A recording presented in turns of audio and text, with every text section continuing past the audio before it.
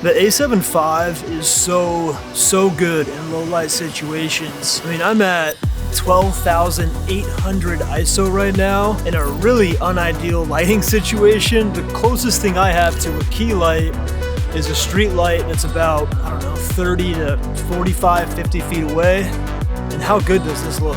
I know the feeling of seeing other people's low light videos with Sony cameras looking really clean while mine just looks soft and grainy. I've spent years learning the best practices to get a clean look in low light situations, and after applying those lessons to such a capable camera like the Sony a7v, things start to get a little bit crazy, and I'm going to give all of those to you today. We're going to run through 3 simple things that are working well for me that after you get right, you're going to start to gain a ton of confidence in those tricky low light scenes and start to love your results. This video is geared toward the Sony a7v, but 95 to 99% of what we're going to cover is going to be applicable to whatever mirrorless camera that you're using. The first thing that will make or break your low light videos is exposure. If you're watching this video, I'm sure you've seen the common advice about the best way to get exposure is to use the histogram in the camera, or maybe to take this meter and make sure it says 0.0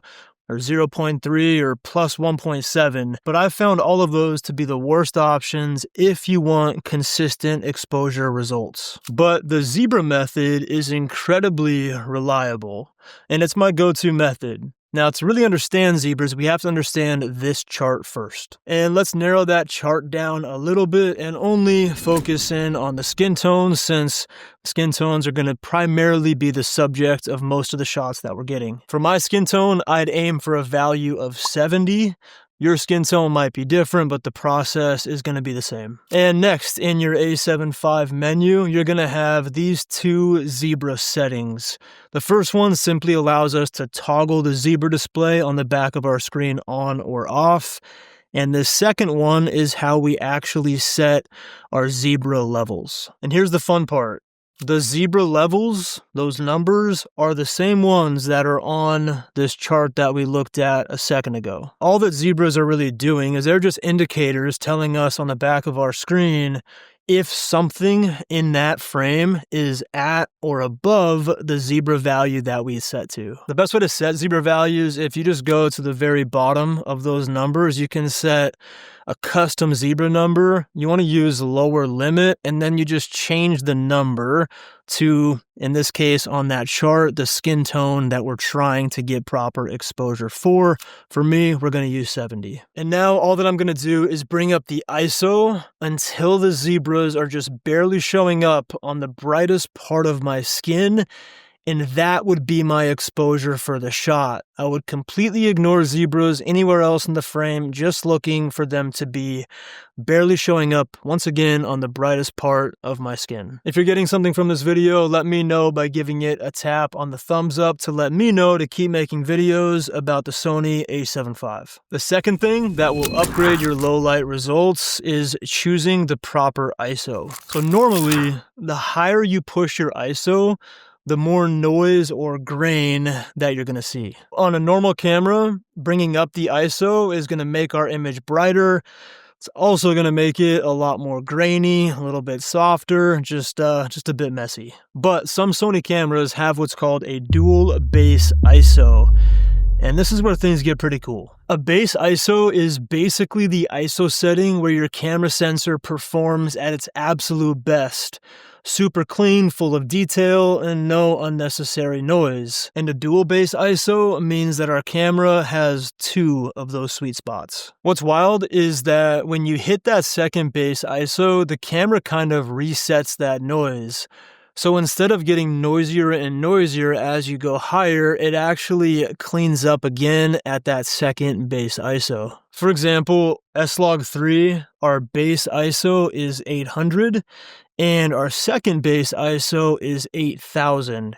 essentially means I'd rather use the ISO of 8000 as opposed to something like 6400, because 8000 I get that noise reset and it's actually a cleaner image even though it's a higher value than 6400. To make that really sink in, let's say that I have an ISO of 6400 and an aperture of f2.8, which is what I needed to get, in this example, my skin tone exposed to exactly 70 on the zebras like we just looked at. What I'd rather do is I'd rather bump my ISO up to 8000 because I'm going to get a cleaner, less noisy image in low light situations. I'd rather be at 8000 on my ISO.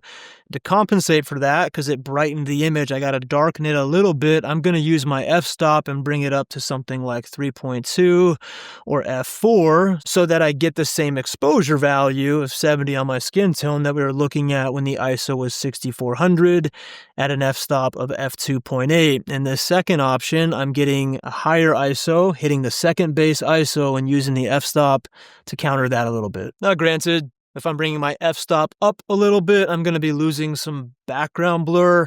But if the trade-off is less background blur for a cleaner overall image, we're going to take the cleaner image. But it gets even more interesting. I've got your back. You're probably wondering, what about non-S-Log3 picture profiles? I tested every single one of them in the Sony a7v.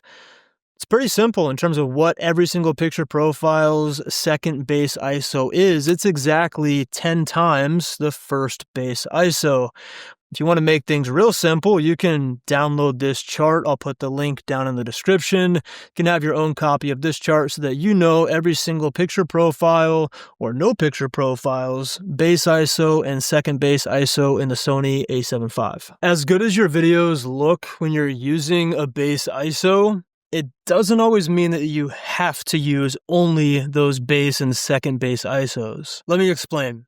You definitely want to prioritize them because they're going to give you the cleanest shot. We've reviewed that at this point. But if you're in a low light scene, you probably don't have control over your lighting. So for me, I'm more than okay using a non-base or second baseline ISO if it means that I'm going to be able to get the proper exposure, because ultimately that's going to matter the most. And it's certainly nice when proper exposure matches up with baseline or second baseline ISO. But take a look at this shot, for example. I shot this at 20,000 ISO, which is far from the base ISO in S-Log3. If I did that same shot and I shot it at a base ISO, it's going to look like this, and it's definitely going to be challenging when I try to bring that up in post-production to normalize the exposure. Taking a look at those two next to each other, the non-baseline but correct exposure, 20,000 ISO versus a baseline ISO but the wrong exposure, where I'll just bring it up in post. It's pretty clear to see which of these two we'd rather go with. The final component that's working well for me to get ideal low light images out of the a7v is in post-production and color grading. So the amount that I'm going to be making these tweaks is going to be dependent upon the type of shot that you have. But in general, here's what I like to do to get clean low light. The final touches for a clean low light shot. First thing, I'm usually going to bring the contrast up a little bit. I also like to bring the shadows down a touch and also the blacks down a little bit. Now, over here on our LumaScopes, what I just did is absolutely going to be breaking a rule.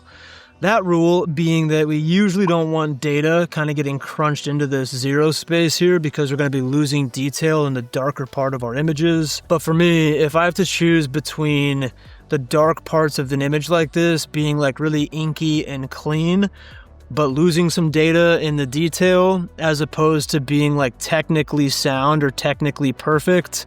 Just bring the blacks up here a little bit. I'm just spitballing this, but being technically perfect but looking worse, I'm gonna choose having, like I just showed you a second ago, I'm gonna choose having an image like that. So if you want to check your work here with contrast up, shadows down, and then bringing the blacks down a little bit, I'm just gonna like hyper zoom in here. Not to myself, but I'm going to zoom into this section over here where we can see some noise in the image. Almost every image is going to have a little bit of noise in it. It's just how much are we actually seeing. You're usually going to see image, especially in low light stuff, where you have ultra bright highlights here and a gradient over to some darks. You'll see some noise there. But let me just turn off what I did on this image here. So we're just going to go ahead. I'm going to reset the contrast, reset the shadows, and reset the blacks. And you can see the tweaks we made are very subtle, but we're seeing a little bit more noise there if I just turn on what we did. So I'm going to turn that stuff back on. You can see that we just have a little bit, the noise is still there, but it's a little more subtle, and overall just cleaning up our image and getting something that I like here. Now, if you get all of that right, your image is going to look like this, and pay close attention to those darker areas and just kind of seeing that noise disappear for a nice and clean look.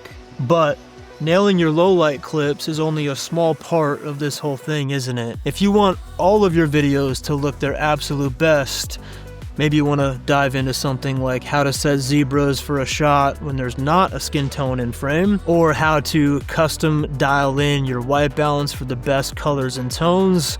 You want to check out this guide where I dive in to all of that. Anyways, I'll see you in the next video. Take care. See ya.